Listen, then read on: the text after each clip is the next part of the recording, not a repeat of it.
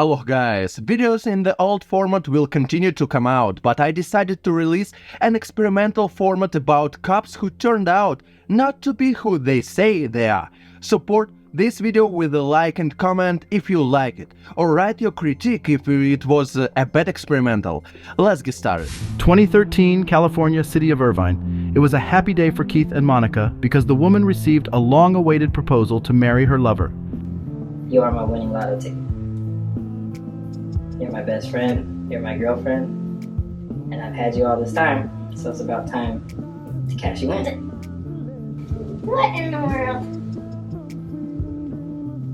Monica, Lisa Kwan. Open the box. But unfortunately, they were killed by a shot to the head at the park near their home. Who could have done this to them? It wasn't that they were criminals, it was the opposite. Monica is a daughter of a former local police chief, and Kate is a Department of Public Safety officer. Everything was executed very professionally, and the perpetrator left no evidence. Could this be revenge on Monica's father for his police work against criminal gangs in the past? The next day, a public document appeared on the internet that explained everything. I will read this later to you, but we have to go back 10 years in order to understand the motive behind what happened. Christopher was born June 4th, 1979, and grew up in Southern California. He was a diligent student in school, went to university, and even became a runner on the soccer team. Christopher later stated that he was the only African-American student in his school from 1st through 7th grade, and that he had fights over racism. When he was a teenager, he decided to become a police officer and joined a youth program. Neighbors described Christopher as belonging to an admired, well-liked family. That was Christopher Dorner. He tried to live an honest, legal life, and maybe that's the kind of officer we don't have enough of right now. Or maybe we don't. When Christopher began working as a police officer for the Los Angeles Police Department, he encountered racism, sadism, gratuitous violence, collusion, corruption, and other vices within the department. He began writing reports on his colleagues. He was transferred from place to place. In 2008, Christopher was fired from the police force for falsely accusing a female police officer of punching a handcuffed detainee lying on the floor in the face. Interviewees at the hotel where the arrest took place said they did not see the punch, nor did the detainee himself confirm it when police interviewed him. Dorner appealed the dismissal in court. The court upheld the police department's administrative decision. In 2011, his appeal against the court's decision was not granted. I want to ask you about the police contact that you had with the at the DoubleTree Hotel. Do you remember that? Yeah. Okay. Do you remember being taken into custody by the police? Okay. Do you remember whether there was a struggle? And during that struggle, were you kicked in the face? You have to say yes or no. Yes. Okay. And do you remember how many times you were kicked in the face? Once. Okay. And do you remember where you were kicked in the face? Right here. Okay. And do you remember who kicked you in the face? An officer.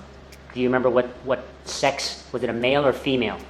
It was a female. He couldn't accept the corruption and lawlessness against which he fought and decided to take revenge. Perhaps no one would have known the perpetrator's name had it not been for the manifesto that Dorner published on his Facebook page.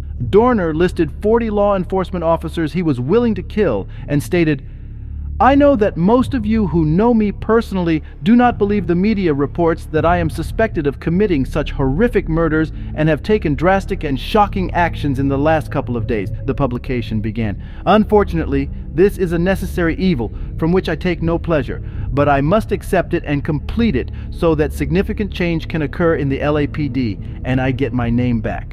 The department hasn't changed since the days of Rampart and Rodney King." Dorner made a single demand, a public admission by the LAPD that his firing was in retaliation for reporting excessive force. He also asked journalists to pursue the truth, giving them specific lines of inquiry to follow under the Freedom of Information Act. On February 9, 2013, in response to the manifesto and the start of a series of murders, LAPD Chief Charlie Beck told Dorner through the media that the disciplinary case would be reviewed, leading to his firing. Beck said officials would review Dorner's claims that his law enforcement career was destroyed by fellow racists. Dorner didn't live long enough to see if the lawlessness among police officers was over and if he could draw attention to the problem, because a manhunt began for him. On February 10, 2013, California authorities announced a $1 million reward for information leading to Dorner's capture. On February 12th, 2 housekeepers came to clean a house on Clubview Drive. They found a man there who matched Dorner's description. He tied the women up and drove off in a purple Nissan at about 12:15 a.m. One of the women managed to free herself and called the police. 911 emergency, what are you reporting? I got my Dorner. He tied us up, he had pillowcases over our heads, and How long ago did he tie you up? it was like 15 minutes to 30 minutes. Okay, so this all happened today? Yeah, we're still tied up. You guys were tied up? Yeah, we're tied up still. At about 1:45 p.m. on February 12th, the suspect, driving the stolen Nissan, missed the car with hunting officers. They rushed in pursuit of him. During the chase, the suspect crashed the stolen car and stole a local man's pickup truck. After shooting at the pursuers, one of whom returned fire, he drove off the road, abandoned the pickup, and fled through the snow. Sheriff's deputies joined the chase. At about 4:20 p.m., Dorner barricaded himself in one of the cabins near Big Bear Ski Resort. A firefight ensued. Dorner wounded 2 sheriff's deputies. They were both evacuated to the hospital, where one of them died. Law enforcement called in equipment to demolish the lodge walls one by one. The SWAT team smashed windows and threw tear gas containers into the lodge, which give off heat when used. A fire soon broke out in the cabin. Burnt human remains were found in the ashes and were turned over to forensics. Dorner was officially unequivocally identified by his teeth. The raid on Dorner was the largest in the history of the Los Angeles Police Department. Dorner was a skilled marksman. He received distinction for his marksmanship, including a medal. He served in the United States Navy, served in Afghanistan. He may have been a fighter for justice.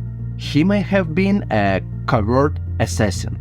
But I'll leave that question open for your opinion. Videos of the mayhem of police officers from Los Angeles and other cities can still be found on the internet, and it is unclear whether Christopher's struggle was worth the lives of innocent people.